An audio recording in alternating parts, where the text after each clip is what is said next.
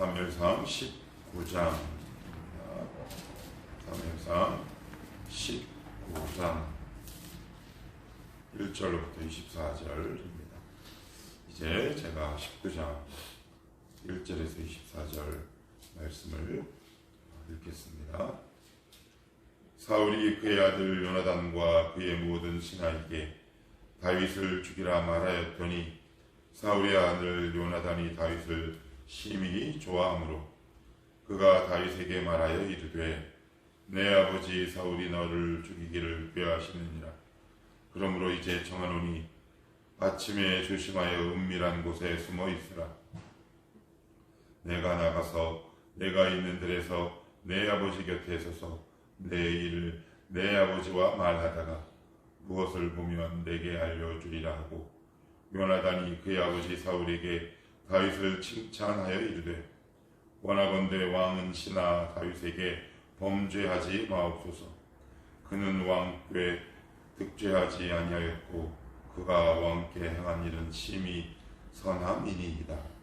그가 자기 생명을 아끼지 아니하고 블레셋 사람을 죽였고 여호와께서는 온 이스라엘을 위하여 큰 구원을 이루셨으므로 왕이 이를 보고 기뻐하셨거늘 어찌 까닭 없이 다윗을 죽여 무죄한 피를 흘려 범죄하려 하시나이까.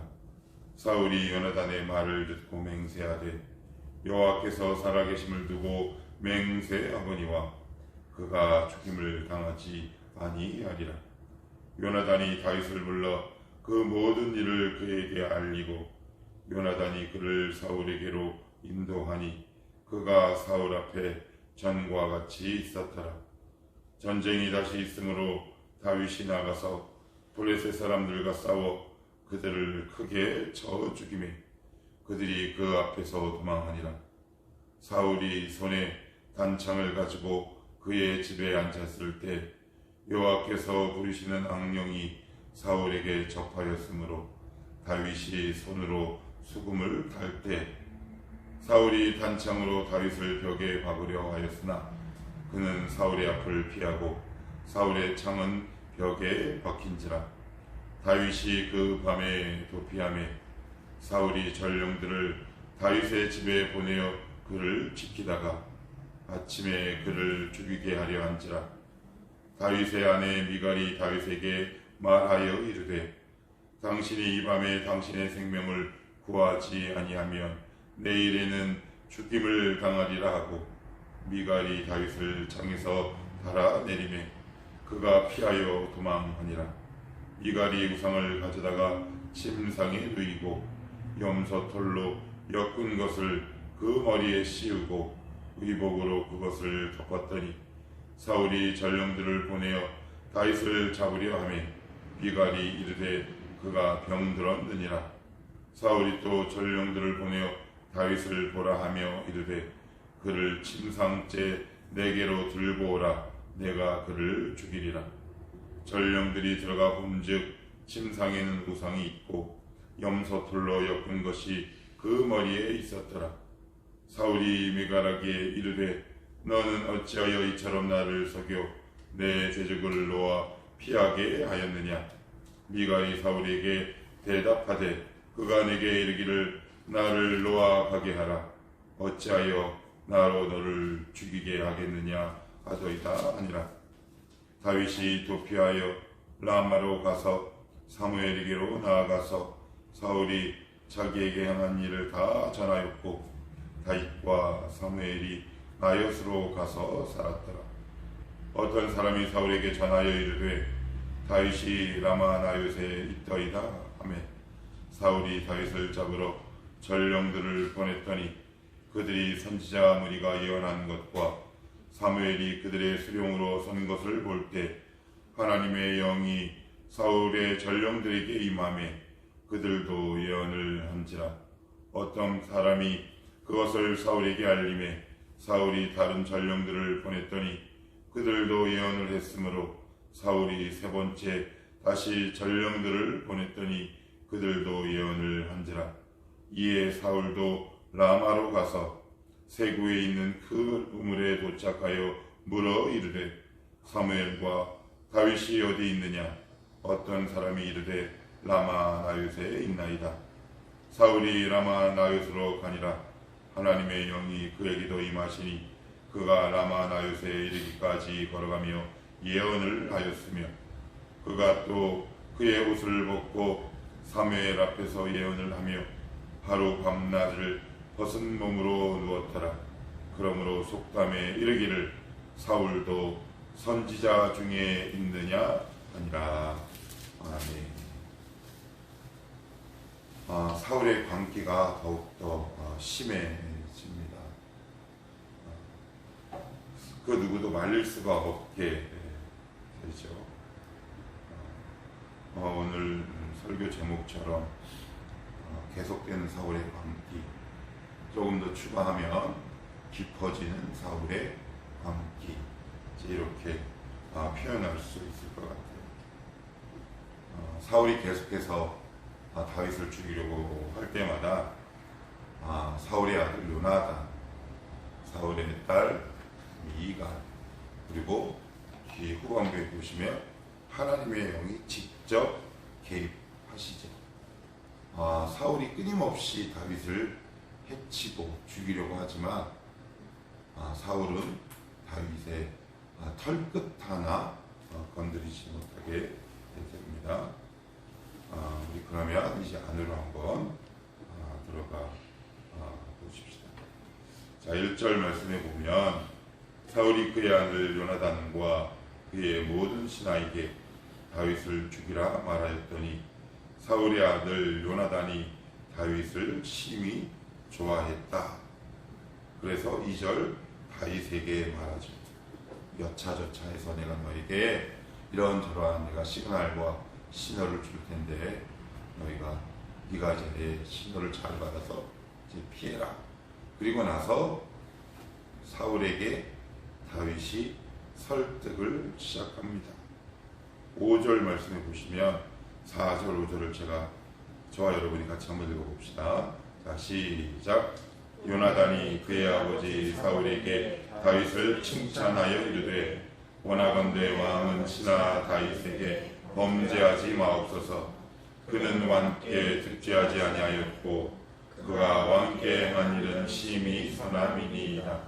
그가 자기 생명을 아끼지 아니하고 브레셋 사람을 죽였고 여호와께서는 온 이스라엘을 위하여 큰 구원을 이루셨으므로 왕이 이를 보고 기뻐하셨거늘 어찌 까닭 없이 다윗을 죽여 무죄한 피를 흘려 범죄하려 하시나이까. 그랬더니 사울이 어떻게 얘기하냐면 6절에 사울이 요나단의 말을 듣고 맹세하되 여호와께서 살아계심을 두고 맹세하거니와 그가 죽임을 당하지 아니하리라. 죽임을 당하지 아니하리라.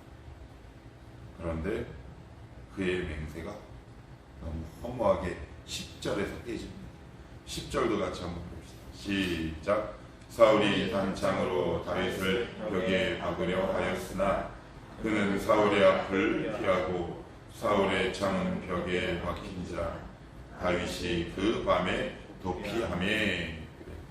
6절 말씀에 보면 여호와의 살아계심을 두고 맹세한다.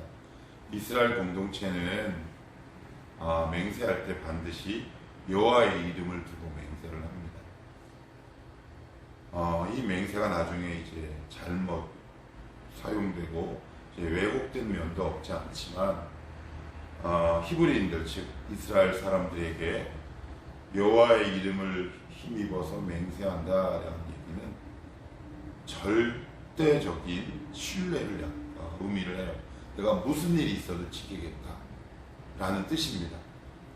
그러니까 함부로 할 수도 없고 누구도 쉽게 이야기할 수 없는 굉장히 절대적인 자리와 위치에 차지하는 거예요. 함부로 얘기할 수도 없고 어떤 사람이라도 쉽게 여호와 이름을 두고 내가 맹세합니다 라고 하기가 쉽지 않죠. 그러니까 이건 반드시 지켜야 하는 거예요. 반드시. 그러면 사울이 이 당시에 자기 아들 앞에서 내가 여호와의 이름을 두고 맹세한다 맹세하는데 다윗이 결코 앞으로 죽는 일이 없을 거야 라고 맹세하는 일이 그 당시에는 거짓이었을까요? 우리 한번 생각해 보십시다. 자기 아들 앞에서 얘기하는데, 더군다나 여호와의 이름을 두고 맹세하는데 진심이 아니었을까요? 진심이었을 거예요. 그 당시만큼은 그래, 우리 아들 요나단의 이야기를 들어보니까 내가 잘못했네, 뭐 이런 생각 들 수도 있죠. 우리도 그럴 수 있어요. 우리가 죄를 이렇게 계속해서 짓다가도요, 어느 순간 일순간 이거 내가 잘못했네, 이런 생각하고 마음속으로 이런 생각 해본 적 없어요? 내가 이 죄 그래, 내가 다시 짓지 말아야지. 근데 그 순간에 여러분들의 결단과 의지가 가짜였나요? 아니면 진짜였나요? 진짜예요. 그 성경은 그것을 진심이다라고 얘기를 합니다. 사울도 역시 마찬가지예요. 요나단의 이야기를 듣고 내가 다시는 죄 없는 다윗을 죽이려고 하지 말아야지. 그의 맹세는 진짜였다고요. 진심이었어요. 그런데 얼마 못 가서 어때요? 허망하게 무너지죠? 이게 성경은 이걸 왜 기록해 놓고 있을까요? 이 말씀을 이렇게 접근할 수 있어요. 우리가 한 말은 맹세한 건 지키자. 우리는 신실한 사람이 되자. 물론 맞아요. 그런데 성경은 이 세상에는 신실하지 못하고 약속을 지키지 못하는 수많은 사람들이 있어요. 그런데 왜 이 사건을 성경은 기록하겠느냐는 거예요. 주는 메시지가 과연 뭘까요? 우리들의 실력은, 믿음의 실력, 제가 자주 사용하는 표현이에요. 믿음의 실력은 여러분들의 진심이 아닙니다. 여러분의 결단과 의지가 아니에요. 크리스찬의 진짜 실력은 성령 하나님의 능력입니다. 좀 더 쉽게 얘기하면 성령이 우리를 주장하게 해야 돼요. 은혜가 나를 주장하게 해야 한다. 여러분 아무리 결단해 보십시오. 그것이 되나? 구약 성경에는 이스라엘 백성을 향해 계속해서 반복해서 선포하는 메시지가 있는데 그건 회개하라예요. 회개하라는 무슨 의미일까요? 많은 사람들이 이렇게 오해해요. 죄 짓지 마라고 얘기해요. 아니요. 성경에서 말하는 회개하라는 단순히 죄를 짓지 마라가 아니라 첫 번째 단서가 있어요. 여호와께 돌아오는 것. 여호와께 돌아오는 것이 먼저예요. 죄를 짓지 말고 돌아오라가 아니라 일단 여호와께 돌아오라가 먼저입니다. 사울도 말씀을 알고 은혜를 아는 사람인데 마음이 얼마나 괴롭지 않겠습니까? 얼마나 많이 스스로 결단했지 않을까요? 그런데 자기가 결단한 대로 되지 않는데, 자기 마음 먹은 대로 되지 않아요. 의지를 사용해 보지만 얼마 못 가서 무너지는 나의 의지를 보면서 우리는 얼마나 자기 자신을 구속하고 자기 자신을 정죄했습니까? 그게 왜 그래요? 그냥 내가 결단한 거예요. 결심한 겁니다. 여러분, 결심한 것, 우리가 결심해야 할 것은 딱 한 가지밖에 없어요. 하나님께 나아오는 것을 결심하시고 결단하시면 돼요. 하나님을 떠나서 내가 이거 죄 반복하지 말아야지, 아무리 결단하고 의지를 사용해 보십시오. 그것이 얼마나 가는가. 우리의 의지, 우리의 진심은 이토록 보잘것없어요. 그래서 우리가 먼저 해야 할 것 뭐라고요? 하나님께 돌아오는 것, 하나님 앞에 무릎 꿇는 것, 이것이 먼저예요. 제가 여러 차례 예를 들었죠. 그 유명한 위대한 바울 사도, 사울이었을 때 그는 이스라엘을 죽이는데 진심이었어요. 여호와를 섬기는데 진심이었어요. 진심이면 진심일수록 그는 사람을 죽이는 도구로 전락하죠. 인간의 진심은 하나님 앞에 아무 의미 없어요. 그리스도의 보혈이 묻지 않는 이상, 성령 하나님이 주장하지 않는 인간의 진심은 죄뿐이에요. 여러분의 진심에 속지 마십시오. 여러분의 눈물에 속지 마십시오. 눈물이 진심이 아니고 진심이 능력이 아닙니다. 진짜 능력은 성령님이 나를 주장한 것이 진짜 능력이요 실력입니다. 저도 얼마나 많이 속았는지 몰라요. 때론 눈물도 흘려봅니다. 그런데 눈물을 흘리고 나는데 막 공고해. 이거 뭐지? 아, 이거 감정이었구나. 내가 정말 진심이었는데. 그래요. 이 세상 모든 종교가 뭘 얘기합니까? 진심을 이야기합니다. 그런데 성경은 진심을 이야기하는 것이 아니라 십자가를 이야기하는 거예요. 인간의 의지를 얘기하는 것이 아니라 복음을 이야기하는 거죠. 성경은 인간의 진심에 관심이 없어요. 십자가에 관심이 있습니다. 복음에 관심이 있습니다. 우리가 붙들어야 할 것은 내 진심과 의지와 결단이 아니라 십자가, 복음의 능력을 붙드는 것. 그게 진짜 신앙이에요. 그럴 때 내가 변화되기 시작하는 거죠. 그래서 이 말을 악용하는 나쁜 인간들 종종 있어요. 아, 그러면 의지와 결단은 필요 없나? 필요 있습니다. 언제요? 은혜 받고 난 이후에. 하나님이 말씀을 통해 우리에게 의지의 결단을 촉구하실 때 그 의지와 결단은 선한 열매를 가지고 오죠. 제가 말씀드리는 의지, 결단, 진심은 인간 스스로 독립적인 의지와 결단, 진심을 이야기하는 겁니다. 근데 오늘 이 누구는요, 사울 왕은 그냥 하나님의 은혜의 도움 없이 성령의 감동 없는 자기 스스로 인간적인 결단을 하는 거예요. 그래서 뭐라 그래요? 10절 다시 읽어볼까요? 시작. 사울이 반창으로 다윗을 벽에 박으려 하였으나 그는 사울의 앞을 피하고 보기까지요. 예, 이거 얼마나 지났을까요? 뭐 얼마 지나지 않았던 것 같아요. 그래서 우리 정리해 봅시다. 결단하셔야 합니다. 하나님의 의지, 마음을 다 잡으셔야 해요. 그렇지만 뭐가 우선순위냐? 은혜 받는 것이 먼저입니다. 말씀이 내 안에 들어오는 것이 먼저입니다. 십자가를 바라보는 것이 먼저다. 거기서 오는 성령의 감동이 있습니다. 그래서 인간은 죄를 짓지 않겠다는 의지와 결단을 하기 전에 우리가 먼저 해야 할 것은 하나님께 돌아오는 것, 은혜 받는 거죠. 무릎 꿇는 것입니다. 그것이 우리가 할 수 있는 유일한 결단이다. 그걸 오늘 성경은 우리에게 이야기하고 있어요. 사울은 신의가 없는 사람이다. 이 세상에는 신의를 저버리는 인간들이 수십억 명도 넘어요, 창세기로. 그런데 뭐하러 또 여기 기록하겠습니까? 기록한 이유가 있지 않겠습니까? 우리 기억하는 겁니다. 여러분의 의지, 결단, 진심을 이야기하기 전에 은혜를 먼저 이야기하십시오.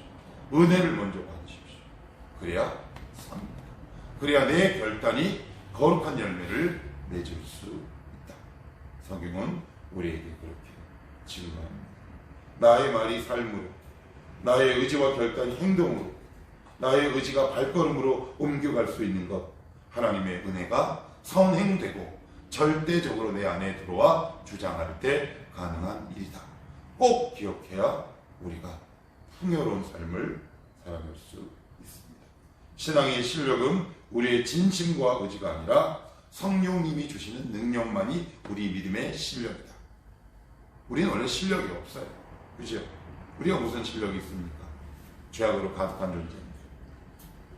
계속해서 볼게요. 그래서 이번에는 결혼한 다윗을 죽이려고 하니까 또 미갈이 또 기가 막히게 알고 또 미갈이 다윗을 이렇게 보냅니다. 이 참 다윗도 참 기구한 운명입니다. 믿지 않는 사람들에게 기구한 별자죠. 분명히 하나님이 기름 부으심을 부었고 전쟁에서 승리도 해요. 사람들로부터 존귀와 칭찬을 받습니다. 그럼에도 불구하고 하나님은 다윗을 향한 살해의 위협을 쉽게 거두지 않죠. 이거 굉장히 이상한 이야기입니다. 나에겐 분명히 은혜받은 증거가 있단 말이에요. 말씀이 있단 말이에요. 그런데 지금 여러분 같으면 가장 원하는 게 뭘까요? 저 같으면 이렇게 얘기할 것 같아요. 하나님, 저 전쟁에 승리하는 것도 좋고요. 왕의 사위 되는 것도 좋은데 저 다 필요 없어요. 아니, 목숨이 부지돼야 뭐 그 다음 게 있을 게 말 거 아니에요? 저 같으면 이렇게 요구할 것 같아요. 하나님, 저 사울로부터 저 죽기 싫습니다. 그런데 하나님 거두지 않아요. 은혜 받은 증거 있어요. 승리한 열매도 있다. 많은 사람들로부터 존귀와 칭찬을 받아요. 그런데 살해의 위협은 여전히 남아있어요. 여기서 여러분은 하나님의 은혜가 나를 주관하고 다스린다라고 이야기할 수 있겠습니까? 못해요. 우리 못합니다. 우리는 오히려 이렇게 얘기합니다. 내가 받은 은혜가 진짜인가? 회의적이기 시작해요. 이상한데? 이게 지금 나에게 가장 필요한 게 목숨을 연명하는 건데 왜 하나님은 이렇게 가장 위급하고 중요한 문제를 외면하시고 다른 것에는 은혜를 베푸시면서 나를 이렇게 괴롭히고 힘들게 하실까? 여러분 질문을 던질 수 있지 않겠습니까? 질문을 던지셔야 합니다. 그런데 하나님은 봅시다. 다윗이 어디에 살았습니까? 처음에 목동이잖아요. 들판이죠. 그죠? 그래서 그 다음에 어디로 들어왔어? 궁으로. 또 어디로 가는지 아십니까? 18절 한번 읽어보세요. 18절 한번 읽어봅니다. 자, 시작. 다윗이 높이하여 라마로 가서 사무엘에게로 나아가서 사울이 자기에게 행한 일을 다 전하였고 다윗과 사무엘이 나요스로 가니라. 라마가 곧 나요이에요. 라마 나요 이렇게 불러요. 라마에 있는 나요, 부천에 있는 엽고 뭐 이렇게 보시면 돼요. 근데 나요시 무슨 뜻이냐면 재밌어요. 뜻이 기숙사라는 뜻이에요. 네? 무슨 의미냐? 장신대 기숙사라는 뜻이에요. 그러니까 선지자 생도들을 모아 훈련시키는 곳이라는 거예요. 그곳에 갑니다. 다윗의 여정을 볼게요. 들, 궁, 나요, 그리고 나중에는 아둘람 동굴까지. 하나님이 살해의 위협을 그 위에도 쉽게 걷어가지 않으세요. 이럴 때 여러분은 어떨 것 같아요? 괴롭지 않겠어요? 분명히 나를 따르는 사람도 있어요. 그런데 가장 지금 여러분 필요한 제목이 뭐예요? 목숨 살해 위협이 없어지는 거잖아요. 지금 여러분들의 가장 긴급한 기도 제목이 뭡니까? 응답받아야 할 제목이 뭐예요? 근데 하나님은 그것만 딱 안 달아주신다는 말이에요. 다른 거는 뭐 이렇게 해요. 그래서 우리는 하나님의 사랑과 은혜를 의심하죠. 그런데 이후로도 30세가 되는 해까지 계속됩니다. 왜요? 다윗은 왕이 되어야 하기 때문에 훈련받아야 합니다. 왕은 연단되어야 해요. 그래야 한 나라를 다스린다는 거죠. 그래서 다윗을 입체적으로 훈련시킵니다. 여러분들을 입체적으로 훈련시키십니다. 여러분이 주댕이가 나거나 하나님 관심 없으십니다. 전경 막 돌리는 거지 막. 안병지 막 뺑뺑이 돌립니다. 각오하십시오. 도망을 가시든가. 막 심성은 막 뺑뺑이 돌린다니까.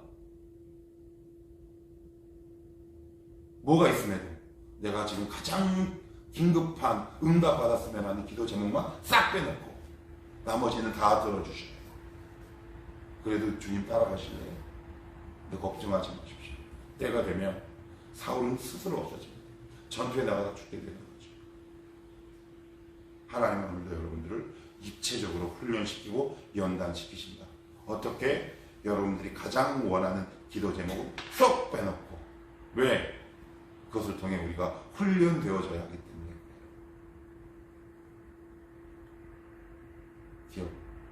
기억하셔야 해요. 내가 정말 원하는 제목만 쏙 빼놓는다니까요. 하나님, 여러분이 아무리 원망해도 하나님은 꿈쩍하지 않아요. 왜? 다윗은 왕이 되어야 할 사람이기 때문에. 우리는 왕같은 제사장이기 때문에 그래요. 하나님의 아들 왕자와 공주이기 때문에 그래요. 그래서 훈련과 연단이 필요해요. 그래서 그 과정 속에 하나님은 오해도 감수하세요. 그래서 우리를 향해 인내하세요. 여러분을 결국 하나님 앞에 찬송과 영광이 될 그 순간까지 우리를 연단하십니다.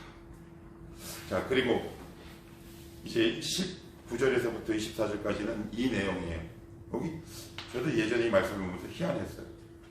라마 나요스로 갑니다. 그랬더니 하나님의 영이 긴급하게 개입해가지고 보내는 족족 애들이 막 예언을 해요. 성령 하나님이 감동하셨어.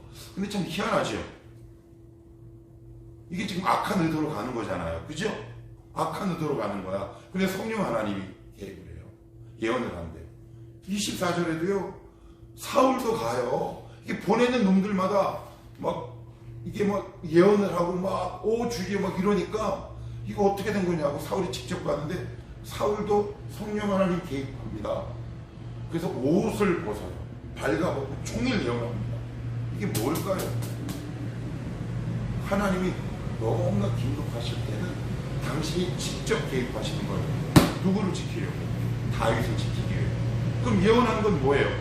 다윗을 지키기 위한 도구에 불과한 거예요. 예언의 내용이 나옵니까? 예언한 내용이 나와요, 안 나와요? 예언을 했더라 라고만 나와요. 아무 의미 없는 거죠. 성령 하나님께서 개입하신 건 다윗을 지키기 위해서. 그리고 더 재밌는 건 옷을 벗었어요. 옷을 벗고 종일 발가벗은 몸으로. 이스라엘은 옷은 그 사람의 권위를 상징합니다. 무슨 얘기예요? 옷을 벗었다는 것은 나는 더 이상 왕이 아니라는 뜻이죠. 하나님이 다윗을 철저히 보았어요. 여러분 이런 말 들어본 적 있어요? 사명자는 죽지 않습니다. 여러분 사명자, 사명 있으세요? 여러분 죽고 싶어도 못 죽습니다. 다윗이 왕이 돼서 이스라엘을 통치하고 다스리고 하나님의 영광을 드러내야 하기 때문에 하나님이 아주 굉장히 예외적으로 급하게 개입하세요. 지금 말씀을 전하다 보니까 예전에 생각나는 한 장면이 있네요. 맞아요. 그래서 저와 여러분은 여기까지 올 수 있었어요. 기억이 안 나신다고요? 이때가 기도하실 때 한번 돌아보십시오. 하나님이 여러분들의 인생에 얼마나 긴급하게 나의 상상과 예상을 초월하고 나의 기대를 초월해서 내 인생에 개입하시고 나를 지키셨는지 저는 몇 가지가 지금 생각이 납니다. 그래요. 우리 하나님 이런 분이십니다. 이런 하나님이 여러분을 오늘 꽉 붙들고 계세요. 하나님 이거 응답해 주세요. 근데 그것만 안 해주십니다. 걱정하지 마세요. 때가 되면 반드시 그것이 없어지고 응답됩니다.